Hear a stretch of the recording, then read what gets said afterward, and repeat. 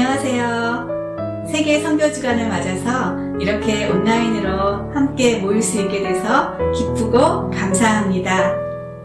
우리는 오늘도 주님의 크신 사랑으로 이렇게 살아가고 있습니다. 주님이 주신 그 사랑이 너무 커서 다른 사람들에게 나누고 싶은 소망들 있으시죠? 이번 기회를 통해서 그 나누고 싶은 마음이 더욱더 커지고 또 그것을 실천으로까지 이어지게 할 수 있는 그런 기회들이 됐으면 참 좋겠습니다. 그 마음을 담아서 279장 세상 모든 죄악에 빠져 함께 부르시겠습니다.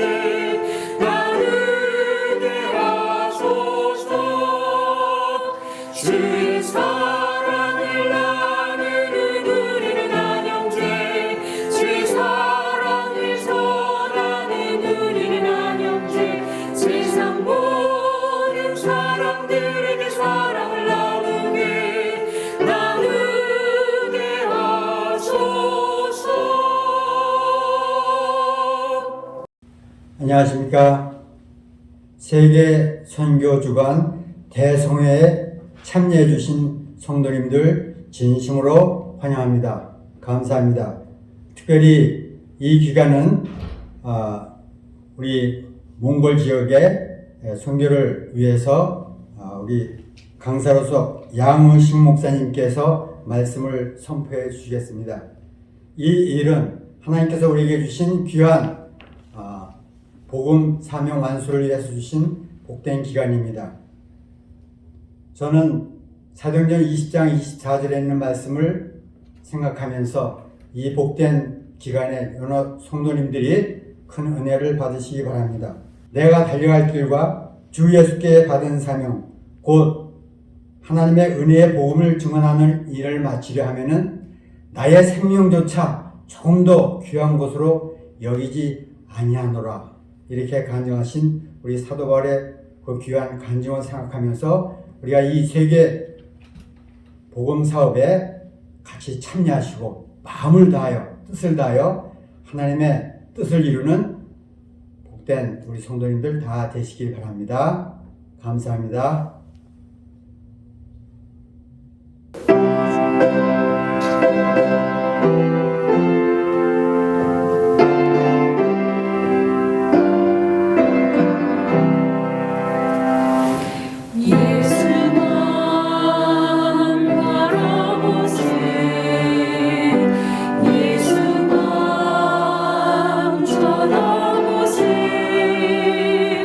믿음의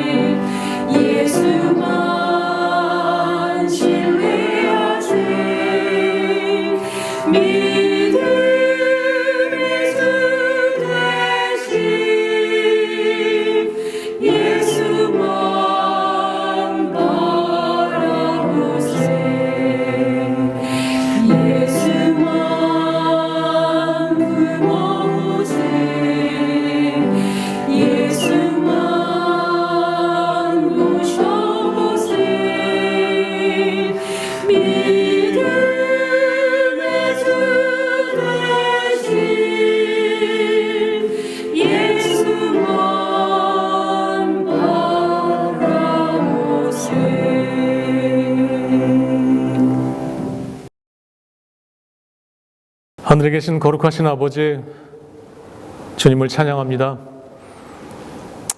우리로 먼저 주님을 알게 하시고 주의 성령으로 말미암아 주의 자녀가 되게 하시며 이 땅에 주님의 백성으로 살아가게 하셔서 참으로 감사합니다. 이 재앙의 시기에, 이 재난의 시기에 저희가 움츠러들지 않고 이제 세계의 선교 주간을 맞이하여 이 땅에 주님을 모르는 백성들, 그리고 주님을 알았지만 주님을 떠난 사람들, 그리고 주님의 남은 백성들을 향해 주의 기쁜 소식을 전하고자 하오니 주님 먼저는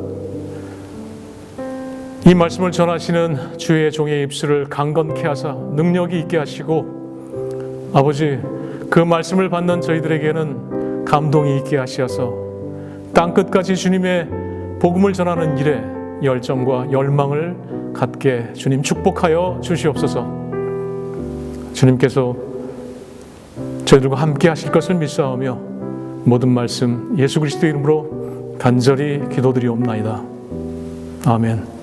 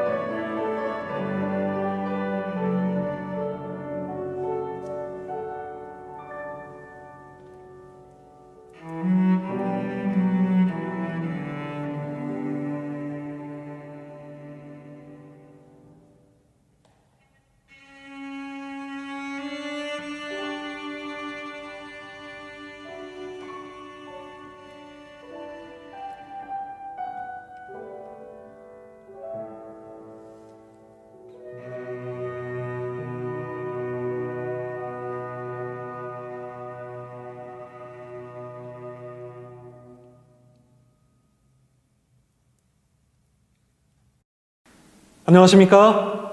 미주에 계신 성도님들 이렇게 말씀을 통하여 만나 뵙게 되었습니다. 앞으로 5일간 모든 것을 먹을 만한 믿음이라는 총 주제를 가지고 하나님께서 이 시대에 우리에게 주신 기별인 새 천사의 기별과 선교적 경험에 대하여 말씀을 나누려고 합니다.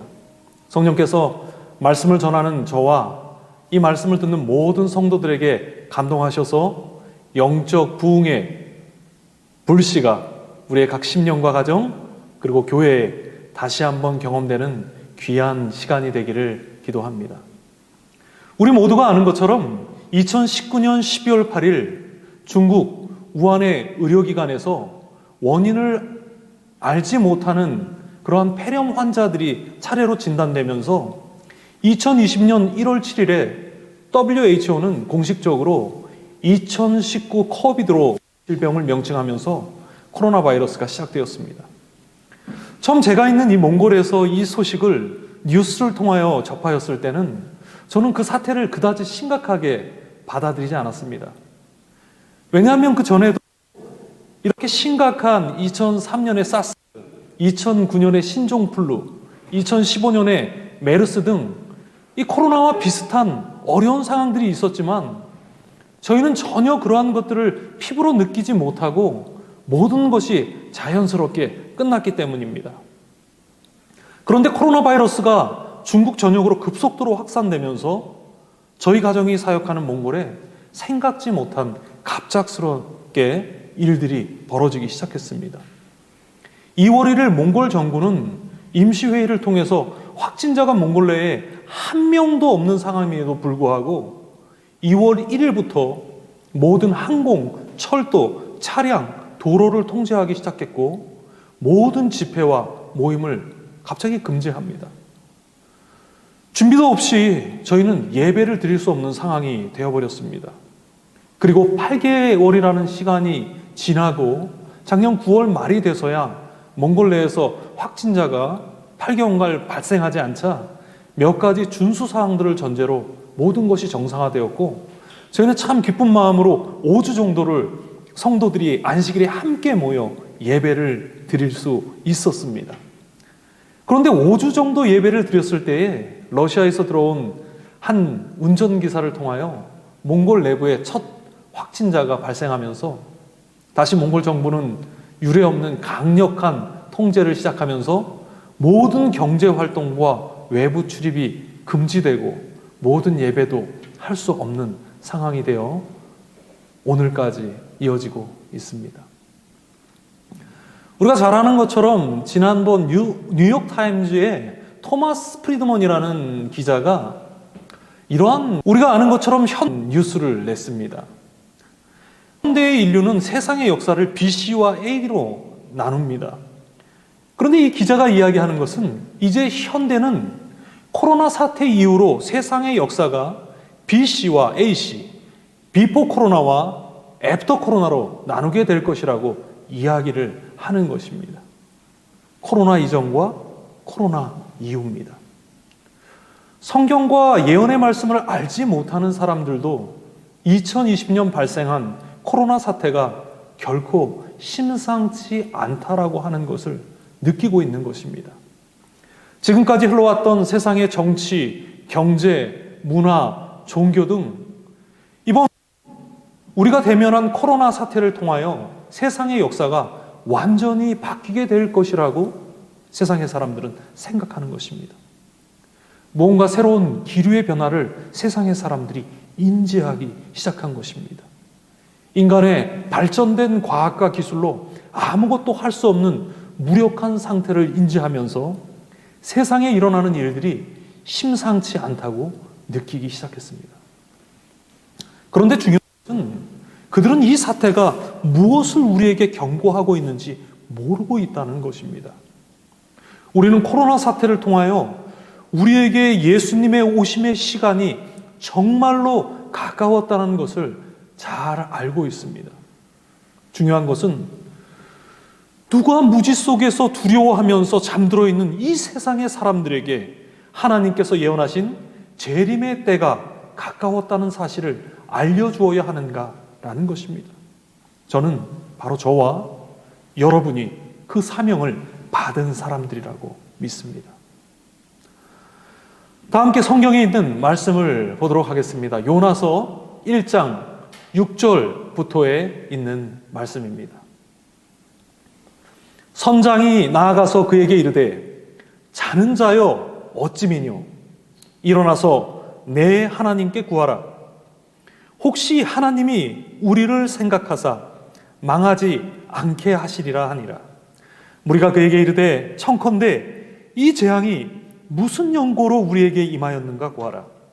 너의 생업이 무엇이며 어디서 왔으며 고국이 어디며 어느 민족에 속하였느냐. 11절입니다. 바다가 점점 흉룡한지라. 무리가 그에게 이르되 우리가 너를 어떻게 하여야 바다가 우리를 위하여 잔잔하겠느냐. 요나가 대답하되 나를 들어 바다에 던지라. 그리하면 바다가 너희를 위하여 잔잔하리라. 너희가 이 큰 폭풍을 만난 것이 나의 연고인 줄을 내가 아노라. 세상이 하나님의 율법을 떠남으로 심판의 시간이 다가오는 때에 하나님께서는 그 세상을 구원하시기를 원하십니다. 그래서 요나를 부르시고 그에게 그 시대에 필요한 현대 기별을 주셨습니다. 하나님의 명령을 따라 니느웨로 가서 그 사람들을 위하여 주신 기별을 외쳐야 하는 요나는 하나님의 부르심을 받고 일어납니다. 그런데 우리가 잘 아는 것처럼 요나는 하나님께서 가라고 명령을 니느웨가 아닌 다시스로 도망을 합니다. 그런데 다시스로 가는 길에 큰 대풍을 만난 것입니다. 부르심을 잊고 기별을 받은 하나님의 사람이 그 부르심을 거절하고 도망감으로 사명을 회피하니 하나님을 알지 못하는 이방 사람들이 요나로 인하여 고통을 당하는 것입니다. 그들은 그들이 당하는 고통의 이유를 알지 못합니다. 왜 이런 재앙이 이게 갑자기 들이닥쳤는지에 대해서 세상의 사람들이 알지 못하는 것입니다. 이방인들이 두려워 요나에게 기도를 요청하는 것입니다. 자는 자여 어찌미뇨 일어나서 너희의 하나님께 구하라. 혹시 하나님이 우리를 생각하사 망하지 않게 하시리라 하니라. 12절을 보니 요나는 세상에 하나님을 알지 못하는 사람들이 이유 없이 당하는 재앙과 고통의 이유를 분명히 알고 있습니다. 그리고 그 해결 방법도 알고 있어요. 해결 방법이 뭐예요? 자기 자신이 죽는 겁니다. 세상을 향하여 자기 자신을 던지는 것입니다. 세상의 인류의 의학과 과학적으로 해결할 수 없는 수많은 사건과 사고, 재난과 질병이 끊임없이 꼬리를 물고 일어나고 있습니다. 세상의 정치도, 경제도, 문화도, 종교도 역사 이래로 경험하지 못한 상황으로 지금 치닫고 있습니다. 우리는 한치 앞을 알 수 없는 그러한 세상 속에서 지금 매일매일을 살아가고 있습니다. 이러한 세상의 상황과 사태가 누구의 책임이라고 우리 성도님들 생각하십니까? 중국의 문제라고 생각을 하십니까? 저는 바로 이 시대를 향한 진리를 위탁받은 우리의 문제라고 생각을 합니다. 오늘 우리 자신을 하나님께 온전히 드리지 않는다면 세상은 원인을 알지 못한 채 지금보다 더 큰 위기와 고통에 봉착하게 될 것이라는 것입니다. 앞으로 5일간 우리에게 주신 하나님의 선교적 사명이 무엇이며 우리가 세상에 외쳐야 할 기별이 무엇인지 새 천사의 기별과 선교적 경험이라는 주제를 통하여 우리 각자에게 말씀하시는 하나님의 음성을 함께 듣기를 원합니다. 다 함께 성경을 보도록 하겠습니다. 계시록 14장 1절에 있는 말씀입니다. 또 내가 보니 보라 어린 양이 시온산에 섰고 그와 함께 14만 4천이 섰는데 그 이마에 어린 양의 이름과 그 아버지의 이름을 쓴 것이 있도다. 재림의 때에 구원을 받는 14만 4천인의 첫 번째 특징은 그들의 이마에 어린 양의 이름과 하나님의 이름이 있다는 것입니다. 우리는 이것을 하나님의 인이라고 지칭하기도 합니다. 이마에 하나님의 이름이 기록되었다는 것은 과연 어떤 의미를 우리에게 주고 있는가? 저는 이것이 복음의 핵심이고 결론이라고 믿습니다. 청지기의 권해는 겉면 책에 나와 있는 46페이지의 글을 함께 나누기를 원합니다. 하나님의 이름이 그대의 이마에 기록되지 않는 한 거기에 기록됨으로 하나님이 그대의 생각의 중심이 되지 않는 한 빛의 세계에서 상속을 받지 못할 것이다. 구원을 받는 14만 4천은 그들의 모든 삶과 모든 일들과 모든 행동에 그리스도가 그들의 생각의 중심이 된 사람들입니다. 하나님의 형상을 회복한 사람들입니다.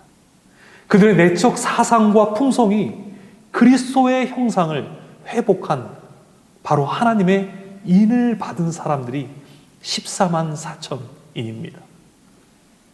계시록 3장에서도 사단도 마지막 때에 짐승의 우상에게 경배하는 사람들에게 짐승의 표를 그들의 손과 이마에 준다라고 기록하고 있습니다. 이것은 짐승에게 경배함으로 말미암아 내적 사상과 그들의 품성이 짐승의 품성과 사상으로 그들의 생각이 동화되어진 사람들에게 사단은 내 것이라고 인을 치는 것입니다.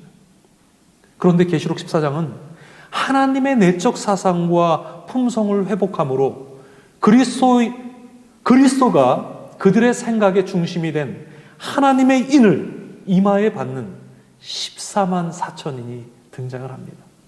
그래서 마지막 시대의 대결은 두 가지의 대결입니다. 하나님의 형상을 가진 존재들과 짐승의 형상을 가진 사람들의 대결이라는 것입니다. 우리에게 누가 우리의 생각의 중심이 되어 우리가 누구의 형상을 가지고 있는가가 우리가 누구에게 속해 있느냐를 결정하는 대쟁투의 가장 중요한 이슈가 될 것입니다. 중요한 것은 중간은 없다는 것입니다. 마지막 때에 짐승에게 지속적으로 굴복하면서 우리가 짐승이 주는 모든 사상과 내적인 품성을 따라서 계속 꼴지워지고 있는 사람과 그 반대로 날마다 하나님께서 주시는 성령의 역사를 경험하면서 하나님의 형상으로 계속 변해가는 사람들 둘로 나뉘어져서 짐승의 인이나 하나님의 인을 받는 일이 벌어질 것입니다. 그렇다면 질문이 있습니다. 어떻게 그리스도가 우리의 생각의 중심이 되실 수 있는가? 어떻게 우리는 이 시대에 하나님의 형상을 회복하고 하나님의 인을 받을 수 있는가? 그 다음,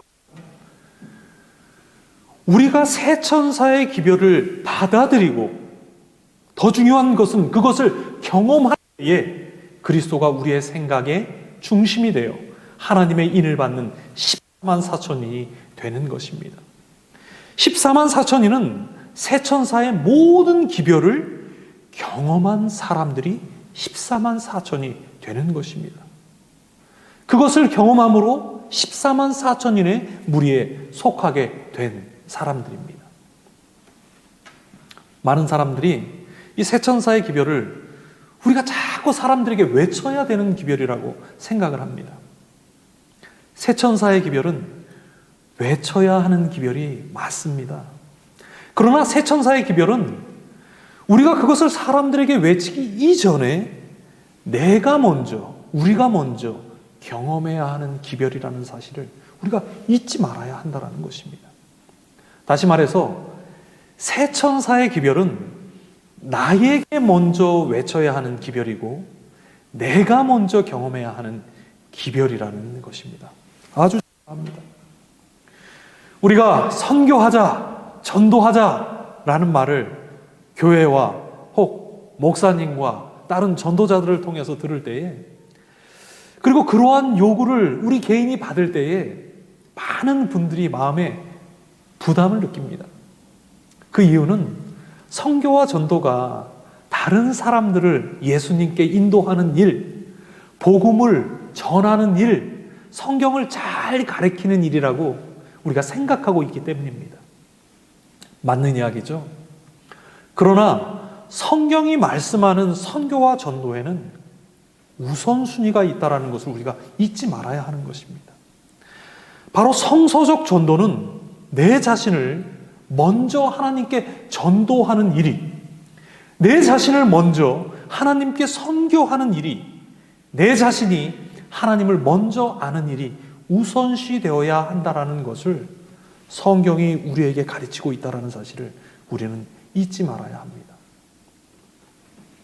우리가 잘 아는 요한복음 4장의 수가의 사마리아 여인의 이야기를 우리가 한번 묵상해 봐야 합니다. 이 사마리아 여인은 우리가 잘 아는 것처럼 아주 불행한 삶을 살았어요. 사람을 만나는 것을 싫어합니다. 우울증이 있어요. 대인기피증이 있는 여인입니다. 그런데 하루는 이 여인이 예수님을 만납니다. 이 예수님과의 한 번의 만남은 이 여인의 인생을 송두리째 바꾸어 놓습니다. 사람을 싫어하는 여자가 자신의 생명과 관련 있는 가장 중요한 물동이를 버려두고 사마리아 마을로 뛰어들어가 사마리아 모든 사람들을 예수님의 발 앞에 데려옵니다. 그 후에 사마리아 사람들은 이렇게 고백합니다. 요한복음 4장 42절의 말씀입니다. 그 여자에게 말하되 이제 우리가 믿는 것은 내 말을 인함이 아니니 이는 우리가 친히 듣고 그가 참으로 세상의 구주신 줄 알미니라 하였더라.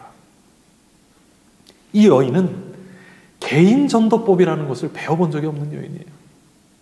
선교학이라고 하는 것을 공부해 본 적이 없는 여인입니다. 공중전도법이라는 것을 배운 적이 없는 여인입니다. 그런데 대인기피증이 있고 우울증이 있는 여인이 그 일생에 단 한 번 예수님을 만난 후에 능력의 전도자, 능력의 선교사가 되어버립니다. 저는 이것이 선교의 핵심이라고 생각합니다. 이것이 성경이 우리에게 가르치는 개인 전도법이라고 믿습니다. 그래서 저는 선교사들을 훈련할 때 항상 개인 전도법, 공중 전도법을 가르칩니다. 그런데 그 선교의 가장 기초를 이렇게 이야기합니다. 한 사람을 전도할 수 있는 사람은 전도에 제한이 없다. 100명, 1000명, 10,000명 더 나아가서 세상을 그리스도께 인도할 수 있다. 저는 이것이 성경이 가리키는 성서적 전도법이라고 믿습니다. 그 한 사람은 누구인가? 바로 나 자신입니다.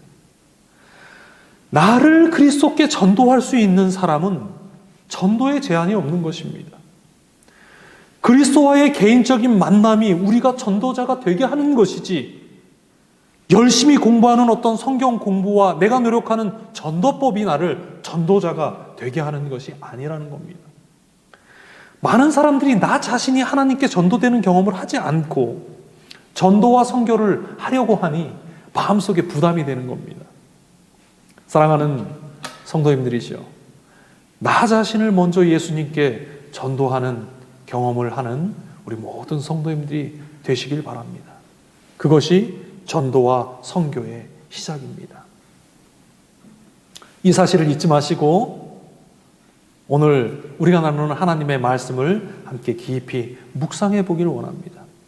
계시록 14장 초반부에 등장하는 14만 4천인은 하나님의 인을 받은 사람들입니다.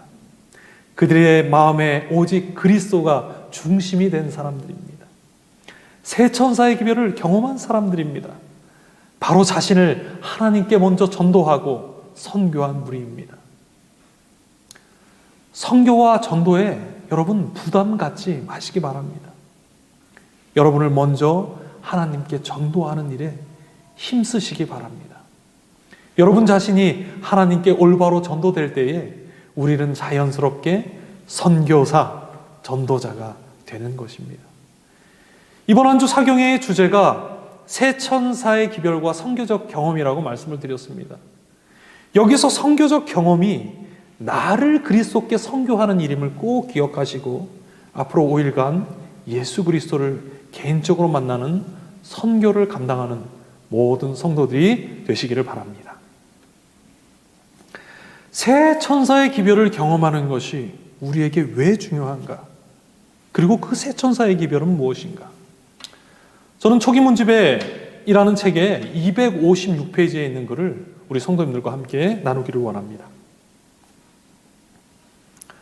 셋째 천사의 기별을 받아들였지만 첫째와 둘째 천사의 기별을 경험하지 못한 사람들을 넘어뜨리려 한다고 기록하고 있다.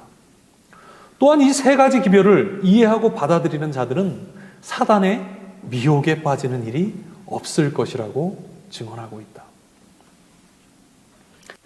180여 년 전 윌리엄 밀러가 해석한 2300주야의 재림에 대한 예언을 듣고 적게는 5만에서 많게는 25만의 사람들이 재림을 준비하기 위하여 나아왔다고 역사주의자들은 추정하고 있습니다.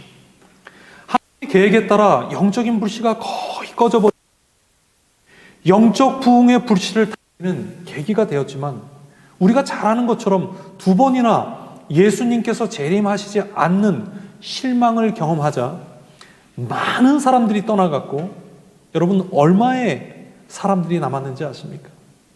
50여 명이 남았습니다. 250만 중에서 50여 명이, 25만 중에서 50여 명이 남은 것입니다. 이 마지막 때에도 새 천사의 기별을 받아들이고 재림을 기다린다는 열처녀와 같은 순수한 수많은 사람들이 재림으로 나올 것입니다. 재림을 기다리는 우리입니다. 순결한 처녀들입니다.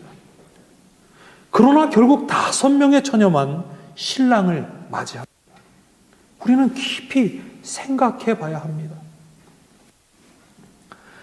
셋째 천사의 기별을 받아들였지만 첫째와 둘째 천사의 기별을 경험하지 못한 사람들을 사탄은 넘어뜨리려 한다라고 기록하고 있어요. 또한 이 세 가지 기별을 이해하고 받아들이는 자들은 사단의 미혹에 빠지는 일이 없을 것이라고 증언하고 있습니다. 마지막 시대를 위하여 하나님께서 우리에게 주신 현대 기별인 새 천사의 기별은 머리로 이해하고 수용하는 기별이 아닌 우리 개개인이 경험해야 하는 기별인 것입니다. 첫째와 둘째 천사의 경험이 없는 사람들 가운데서 셋째 천사의 기별만을 받아들이는 사람들이 있을 것이라는 겁니다. 그런데 사단은 이 두 기별을 경험하지 못한 사람들을 다 미혹에 빠뜨릴 것이라는 것입니다.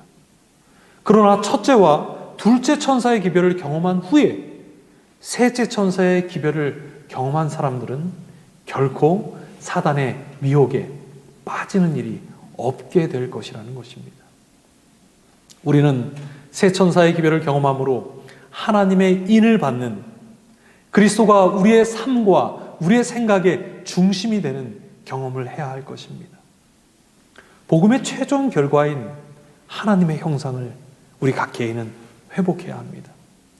우리는 새 천사의 기별을 모두 경험함으로 나 자신을 하나님께 선교하고 전도하는 경험을 해야 할 것입니다.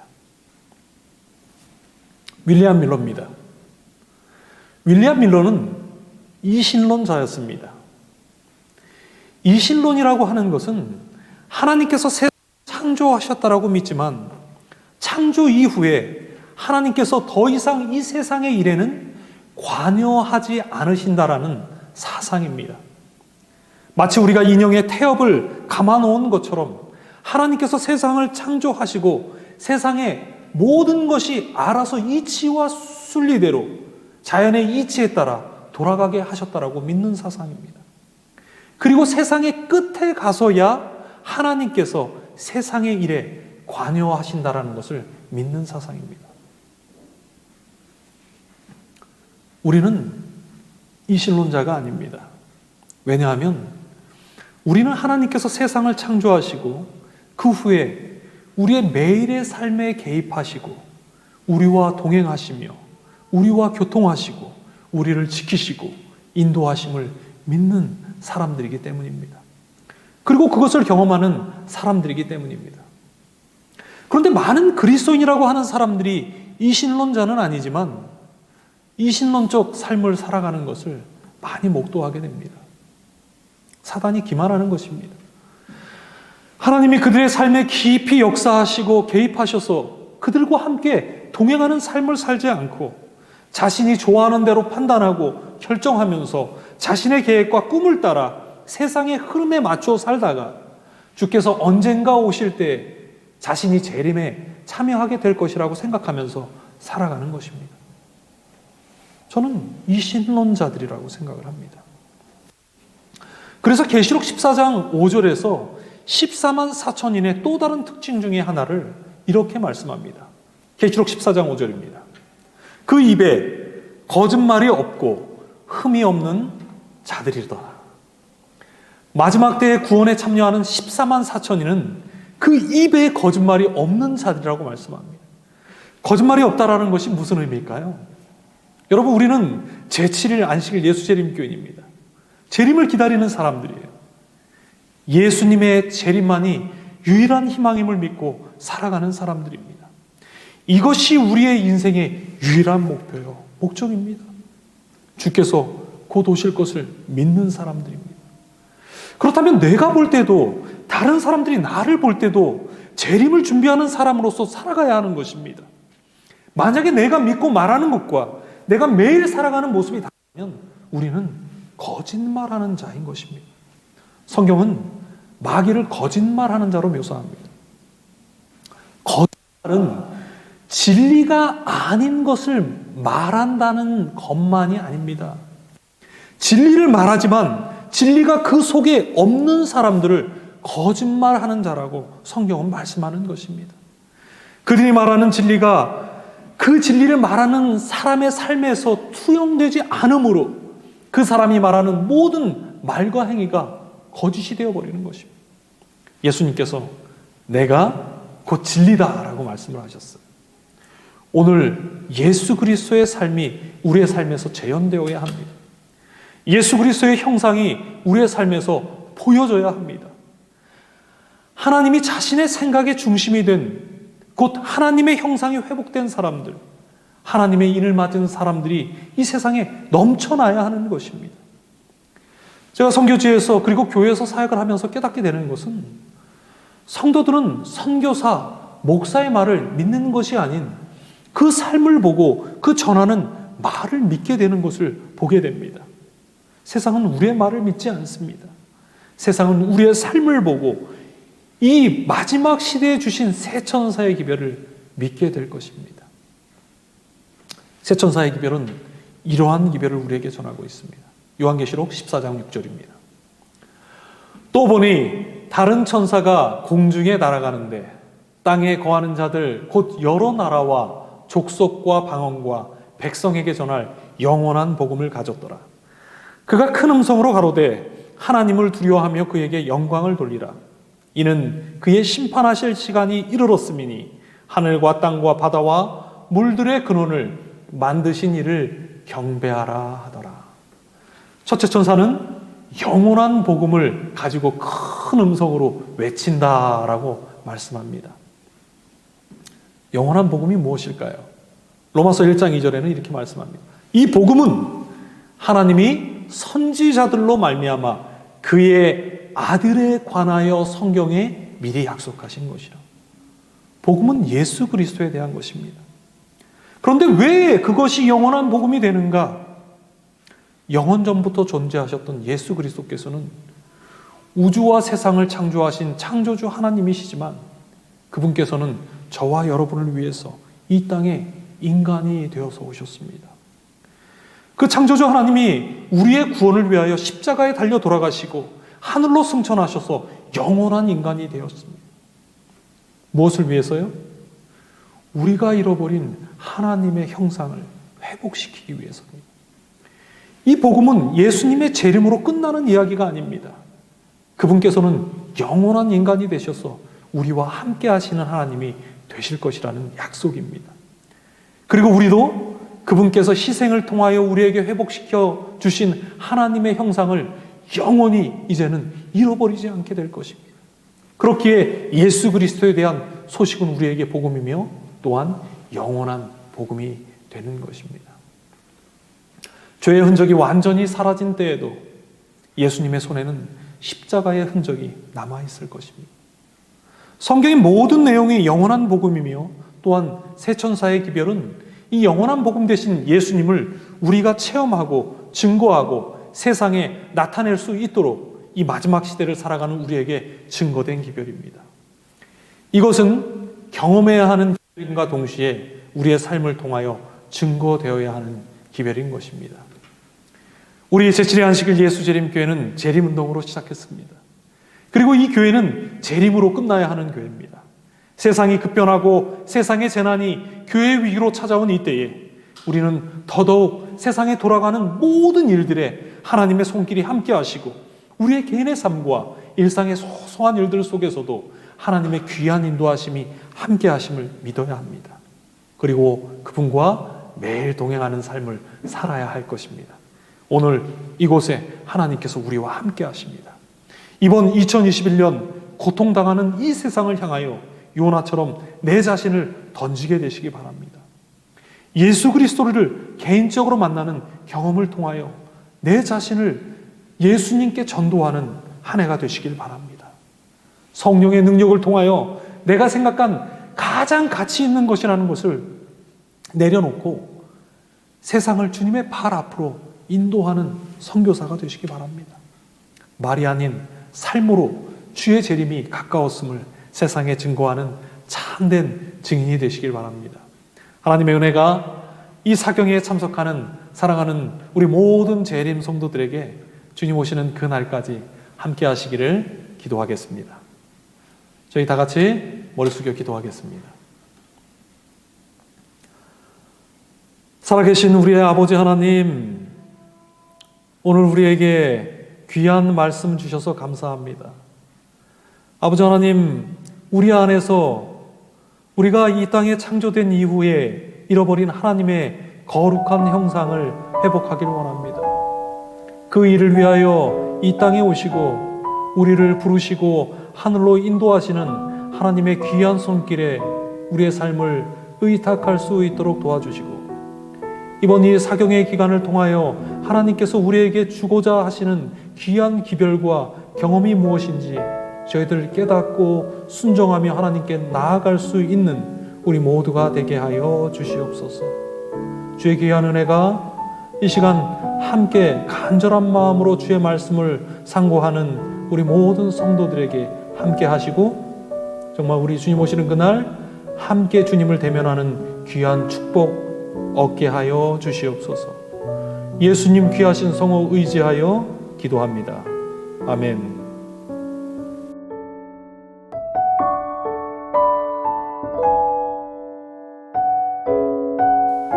예수님의 오심에 시간이 정말 가까웠습니다. 우리 미주에 계신 모든 성도님들께서 이곳 몽골 사역을 위하여 함께 기도해 주시기를 저는 간절히 부탁드립니다. 저희들 주님 오시는 그 날까지 이곳에서 멈추지 않고 달려갈 것입니다. 하나님의 은혜와 구원의 축복이 사랑하는 미주에 계신 모든 성도님들에게 함께 하시기를 기도하겠습니다.